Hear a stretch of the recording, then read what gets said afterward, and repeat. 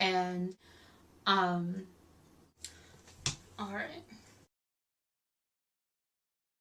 After I left LA, I went to Laguna Niguel. I chose to stop here because some of my friends from Troy had recently moved here, and I wanted to pay them a visit. Before I got to their house, I went and found an In-N-Out, just for the experience of it. This, of course, appeals to me, as I'm a big fan of the throwback and all things retro. I like the simplicity of the menu, and it seems as though they're using quality ingredients.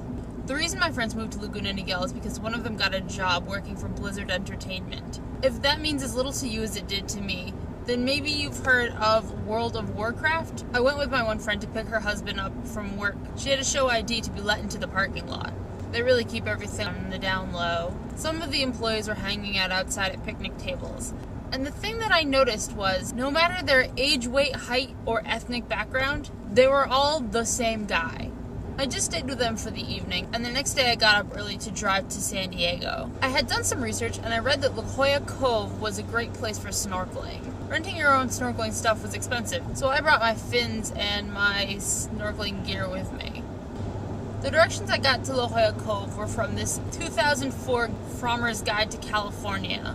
Incidentally, this guide was the one that told me the best path to take for the closest view to the Hollywood sign. It told me to look for a specific exit off the highway, but I didn't see that, and I just kept driving until I read a sign that said, "Last exit before Mexico." I got off, attempted to find a free map, failed at doing so, turned around, and started looking for the sign again. La Jolla is north of San Diego. I drove past it, and I drove as far away as I possibly could. I don't even know if the sign says what it needs to say when you're heading south, but when you're heading north, it's quite easy to find. La Jolla, of course, is Spanish for the jewel, and they call La Jolla the jewel by the sea. The shopping area there is a little uppity, but I found a parking spot not too far away from the cove, and finally got to utilize my homemade bathing suit. Snorkeling was a lot of fun. I saw lots of yellowish fish, and stopped only once. Breathing through this tube made my stomach hurt. I then spent a while laying on the white sandy beach reading a book. It was perfect. After I poked around La Jolla, amused by the plants and houses, poked in the little shops, since I still had some time to kill before I could go to Prava's house, I walked around the gas lamp quarter. This is sort of the main shopping-y area of San Diego. I went in a grocery store and bought a salad that was actually disgusting, and then headed north to find Prava's house. When I called him to let him know I was outside his apartment, he told me that he had hurt himself and that his friend was going to let me in. His friend, let's call her Jenny, because I think that might be what her name is, came and let me in the apartment. Prava sat on the couch with his leg elevated, as he apparently had hurt his knee playing some sort of sport earlier that day. He told me something about a grunion run, which is apparently an event that happens for a few nights and only a few times a year, in which these little fish, grunions, come up to the shore at night to mate. The females bury themselves in the sand, straight up and down with their heads sticking out. And the males come up and they just look for anything, and they swim around the females and fertilize the eggs.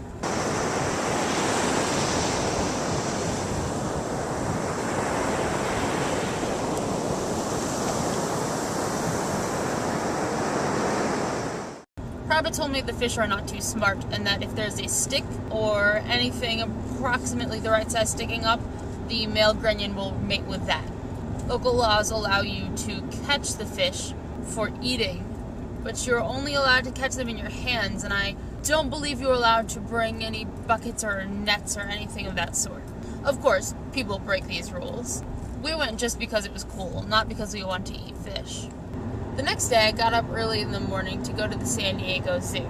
Prava had left me a map of San Diego with a little star indicating where his apartment was. It turns out that he lives really close to the San Diego Zoo, which is really convenient for me. I got up early, put on some sunscreen, ate a mango, and took a walk through this park to the zoo. When you enter the San Diego Zoo, the first thing you see are flamingos. That is, of course, if an acrobatic tree man or woman doesn't catch your eye first. I don't often go in zoos, but the San Diego Zoo is widely respected as the greatest zoo in the country, if not the world. So I had to check it out.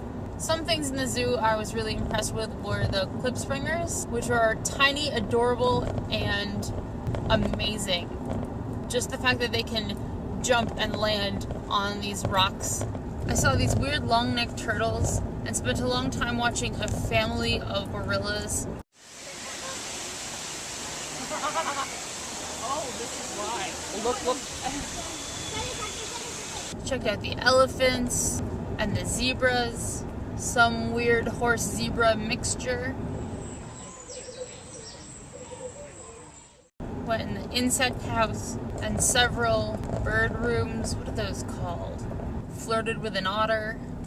But perhaps what I was most impressed with were the hippos. I was just so impressed with how gracefully the hippos move through the water. Boom, boom, boom, boom.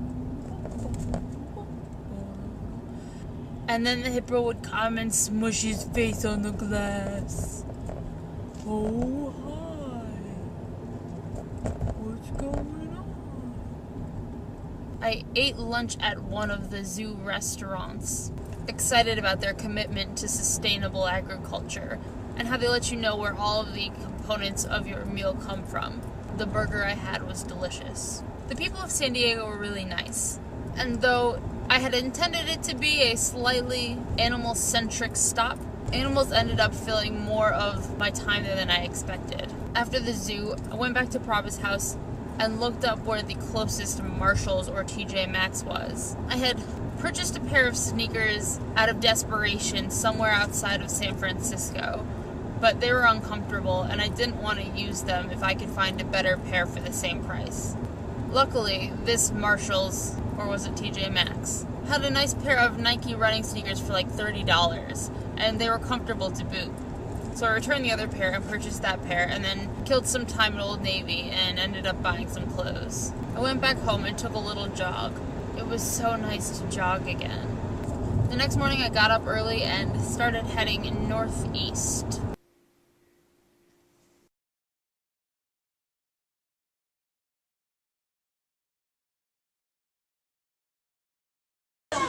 Mom, save this spot. So cute. Oh my god.